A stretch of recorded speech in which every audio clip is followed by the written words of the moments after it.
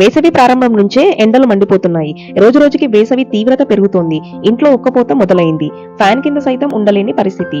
కూలర్లు ఉన్నా గది అంతా చల్లదనం రాదు. దీంతో ప్రజలు ఏసీల కొనుగోలుకు ఆసక్తి చూపిస్తున్నారు.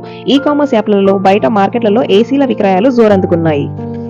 వాటి ఎంపికలో జాగ్రత్తలు తీసుకోవాలని, ప్రత్యేకతలు, రేటింగ్, వారంటీ తదితరాలను పరిశీలించాలని నిపుణులు సూచిస్తున్నారు. సో ఫస్ట్ మనం గమనించాల్సింది రూమ్ సైజ్. మీ రూమ్ సైజ్ 110 స్క్వేర్ ఫీట్ ఉంటే 1 టన్, 110 to 160 స్క్వేర్ ఫీట్ ఉంటే 1.5 టన్, 160 to 200 స్క్వేర్ ఫీట్ ఉంటే 2 టన్ కెపాసిటీ ఉన్న ఏసీని తీసుకోవాలి.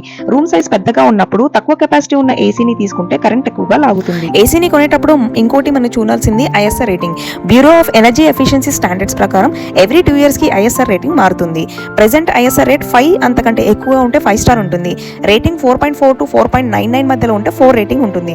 రేటింగ్ లో తేడా వల్ల కరెంట్ వినియోగంలో మార్పు ఉంటుంది. తక్కువగా యూజ్ చేసేవారు 3 స్టార్ రేటింగ్ ఉన్నవి తీసుకుంటే సరిపోతుందని ఎక్స్పర్ట్స్ చెప్తున్నారు. ఫ్రీక్వెంట్ గా ఏసీని యూజ్ చేసేవారు ఇన్వర్టర్ తో కూడిన ఏసీని కొంటే మంచిది.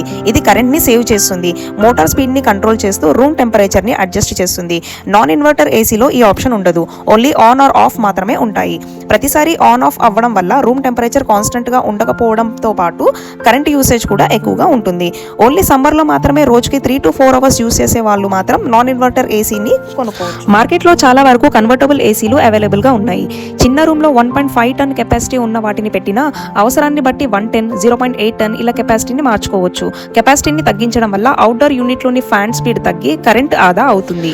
ఏసీతో పాటు ఖచ్చితంగా స్టెబిలైజర్ ని కొనాలి. వోల్టేజ్ ఫ్లక్చుయేషన్స్ ఉంటాయి కాబట్టి స్టెబిలైజర్ లేకుంటే ఏసీ పాడవుతుంది. వోల్టేజ్ ఫ్లక్చుయేషన్స్ వల్ల పాడైతే వారంటీ ఉండదని గమనించాలి. ఏసీ కొనేటప్పుడు తప్పకుండా వారంటీని చూసుకోవాలి. వీలైనంత వరకు పీసీబీ వారంటీ ఉన్న వాటినే కొనాలి. పీసీబీ పాడైతే 15,000 నుంచి 20,000 వరకు ఖర్చు అవుతుంది. Minimum 5 years PCB warranty, 10 years inverter compressor warranty ఉన్న వాటిని ఎంచుకుంటే మంచిది. ఏసీ టెంపరేచర్ ఎప్పుడు 24 నుంచి 25 మధ్యలోనే మనం వాడాలి. అంతకన్నా ఎక్కువ వాడితే ఆరోగ్య సమస్యలు తలెత్తుతాయి. ఏసీలో మంచి కండిషన్లో ఉంటేనే కరెంట్ ఆదా అవుతుందని ఎక్స్పర్ట్స్ చెప్తున్నారు. కనీసం ఇయర్లీ వన్స్ అయినా ఏసీని సర్వీసింగ్ చేయించాలి.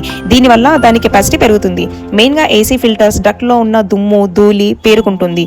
వీటిని క్లీన్ చేయకపోతే ఏసీ కెపాసిటీ తగ్గిపోతుంది. ఏసీలో గ్యాస్ లీక్ అయితే ఎంతసేపు నడిచినా రూమ్ చల్లబడదు. సర్వీసింగ్ టైంలో గ్యాస్ ప్రెషర్ని చెక్ చేయించుకోవాలి. ఏసీ యూస్ చేసేటప్పుడు డోర్స్ అన్ని క్లోజ్ చేసేయాలి. డోర్స్ ఓపెన్ పెట్టి యూస్ చేస్తే కంప్రెసర్ మీద ప్రెషర్ పడి కరెంట్ ఎక్కువగా లాగుతుంది.